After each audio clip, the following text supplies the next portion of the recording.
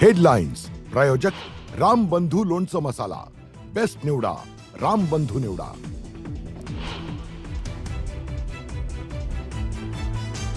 Petrol आणि डिझेलचा वापर कमी करा, परदेशात जाऊन लग्न करू नका। 24 तासांमध्ये पंतप्रधान नरेंद्र मोदींचं देशाला पुन्हा आवाहन।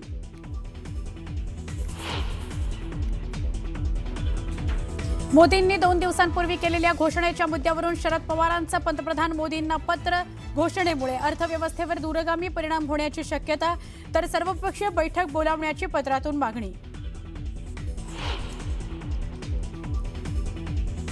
काटकसरीच्या आवाहनानंतर राज ठाकरेंचंही पंतप्रधान नरेंद्र मोदींना पत्र। चुका तुमच्या, त्याचा भुर्दंड जनतेला का? राज ठाकरेंचा सवाल। तर पहिले स्वतःचे परदेश दौरे थांबवावेत, मग लोकांना आवाहन करा, ठाकरेंचा सल्ला। काटकसरीची सुरुवात स्वतःपासून करा, ते स्वतः उधळपट्टी करतात, मग जनतेला कसला उपदेश करता? पंतप्रधान मोदींच्या आवाहनावरून बाळासाहेब थोरात यांची मोदींवर जोरदार टीका। महापौर बंगल्याच्या नूतनीकरणाबाबत आक्रमक भूमिका का घेतली नाही? उद्धव ठाकरेंकडून उबाठा नगरसेवकांची कान उघाडणी। भाजपला कोंडीत पकडण्याची आयती मोठी संधी घालवल्यानं उद्धव ठाकरे नगरसेवकांवर नाराज।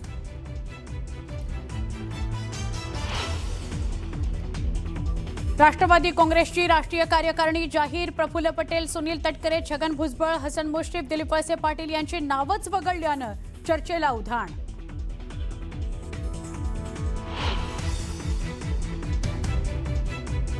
राष्ट्रवादी काँग्रेसमध्ये प्रफुल्ल पटेल नाराज असल्याची चर्चा। सुनेत्रा पवारांकडून दुसऱ्यांदा पत्र पाठवताना मुद्दाम डावलल्याची चर्चा। पटेल आणि तटकरेंना वारंवार अपमानास्पद वागणूक देण्यावरून नाराजी असल्याची सूत्रांची माहिती।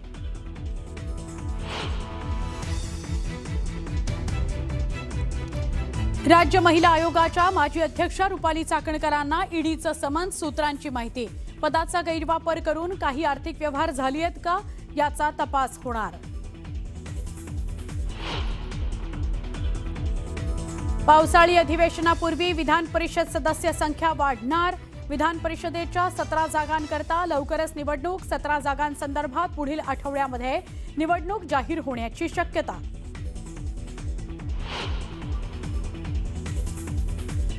पायधुनीतील डोकाडिया कुटुंबातील मृत्युमुखी पडलेल्या 4 जणांच्या शरीरात झिंक फॉस्फाईड गेलं कसं, याचं गूढ कायम। एफडीए आणि फॉरेन्सिकच्या अहवालानंतरही प्रश्नचिन्ह।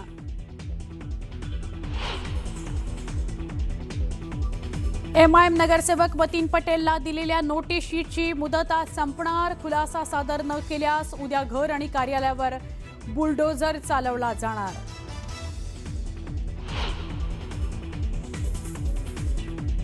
आसामच्या मुख्यमंत्रीपदी हिमंता बिस्वा शर्मा विराजमान। शपथविधी सोहळ्याला पंतप्रधान नरेंद्र मोदी, केंद्रीय गृहमंत्री अमित शहांसह भाजप प्रणित राज्यांचे मुख्यमंत्री उपस्थित।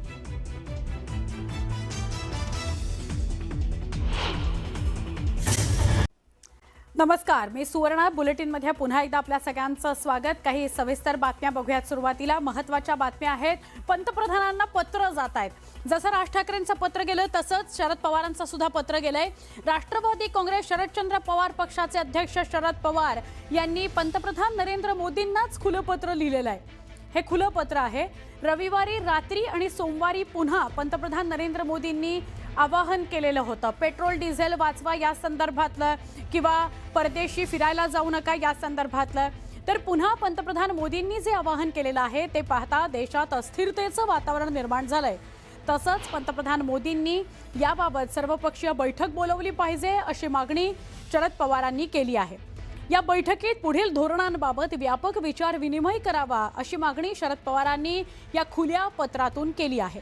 सध्याची आंतरराष्ट्रीय परिस्थिती बघता अर्थतज्ञ, उद्योग क्षेत्रातील लोकांची तातडीची बैठक बोलावली जावी आणि परिस्थितीचा सखोल आढावा घेतला जावा असं खुल्या पत्रामध्ये शरद पवारांनी पंतप्रधानांना उद्देशून लिहिलं आहे।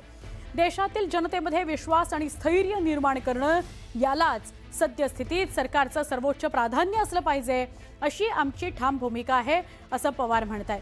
दुसरीकडे ही बाब निश्चितच काळजी निर्माण करणारी आहे असं शरद पवारांनी पत्रात स्पष्टपणे म्हटलेलं आहे।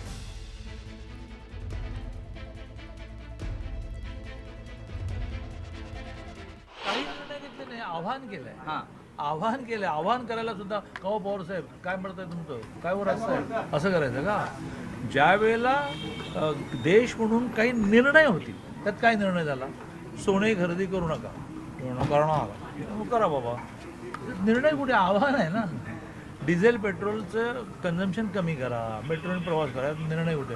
उद्यापासून कोणीही आपापली गाडी रस्त्यावर काढणार नाही, गाडी रस्त्यावर येईल त्याला शासन केलं जाईल, दॅट इज कॉल्ड निर्णय. असा कुठलाही निर्णय झाला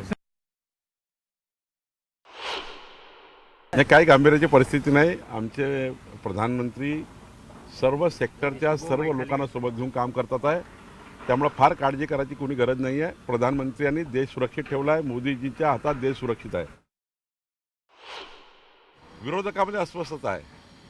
रोज हारतायत, रोड पडतायत आणि पुढं त्यांना काही संधी दिसत नाही.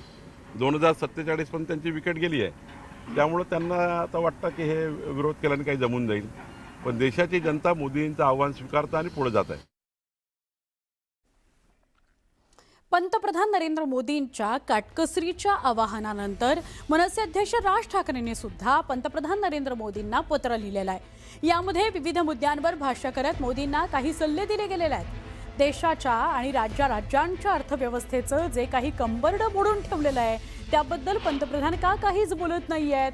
चुका तुमच्या आणि त्याचा भुर्दंड जनतेला का, असा सवाल राज ठाकरेंनी पत्रातून केलेला आहे. महाराष्ट्रात लाडकी बहीण योजनेने राज्याची अर्थव्यवस्था मोडकळीला आणलेली आहे. महिलांना सक्षम करायचं सोडून त्यांना तुटपुंजे पैसे द्यायचे आणि ते पैसे महागाईच्या रूपानं पुन्हा काढून घ्यायचे.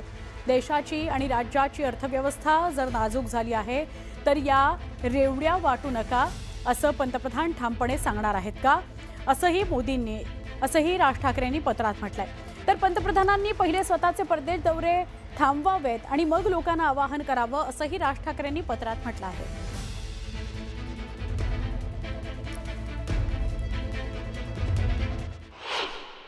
राजसाहेब हे इतकं मोठं व्यक्तिमत्व आहे की त्यांच्या एखाद्या म्हणण्यावर मी कॉमेंट करणं बरोबर नाही. राजकारणी जे आहेत त्यांनी टीका सुरू केली की यांना आता सरकार चालवणं शक्य आहे. अरे यांना सरकार चालवणं शक्य आहे, यांनी चालवलं उत्तम, परंतु लोकांनी इतकं भरभरून मतदान केलं आहे आणि त्यामुळे मी राजसाहेबांच्या म्हणण्यावर काही टिप्पणी केली नाही. तर पंतप्रधानांनी केलेल्या या आवाहनावर काँग्रेस नेते बाळासाहेब थोरात यांनी काय प्रतिक्रिया दिली ती सुद्धा आपण बघूयात. अगोदरच माननीय राहुलजींनी सांगितलेलं होतं की हे संकट येऊ शकते, परंतु त्या केवळ निवडणुका चालू आहेत, धुमाकूळ केला, निवडणुकीचा खर्चाचा धुमाकूळ केला, इंधनं प्रचंड वापरलं, आता काटकसर सांगतायत. हे काही बरोबर नाही. काटकसर सुरुवात स्वतःपासून केली पाहिजे. असाच एक प्रसंग त्या तत्कालीन अर्थमंत्र्यांवर आला होता. मधु दंडवते ज्यावेळेस होते त्यांनी कशा पद्धतीनं मांडणी केली होती. मुद्दाम या केंद्र सरकारनं पाहिलं पाहिजे. का असतं संकट येतं, पण ती मांडणी कशी स्वतःपासून सुरुवात करावी लागते. दुर्दैवानं ते दिसत नाही. बाळासाहेब थोरात आणि जे कोणी टीका करतात त्यांना माझा सवाल आहे की महात्मा गांधीजींनी स्वदेशीचा नारा दिला होता. स्वदेशीचा नारा पुढे नेणे काही चूक असेल तर मला त्यांनी सांगावं. मोदीजींनी काय म्हटलं की स्वदेशीचा वापर जास्त करा. पेट्रोल डिझेलचा पर्याय काय तर इथेनॉल आहे जे देशामध्ये बनतं. विजेचा पर्याय, गॅस सिलेंडरचा पर्याय काय तर आपल्या देशामध्ये सोलर शेगडी आहे. स्वदेशीचा नारा अनादी कालापासून आपल्या पूर्वजांनी दिला आणि आता माननीय मोदीजींनी दिला आणि महात्मा गांधीजींनी हाच नारा दिला होता. तर महात्मा गांधीवर टीका करतील का बाळासाहेब थोरात आणि विरोधक? शेवटी मोदीजींनी सांगितलं तेच महात्मा गांधीजींनी म्हटलं होतं, तेच त्या ठिकाणी आपल्या पूर्वजांनी सांगितलं आहे. मला असं वाटतं याच्यामध्ये हे राजकारण करू नये. जनतेला पुन्हा काउन्सिलिंग केलं पाहिजे.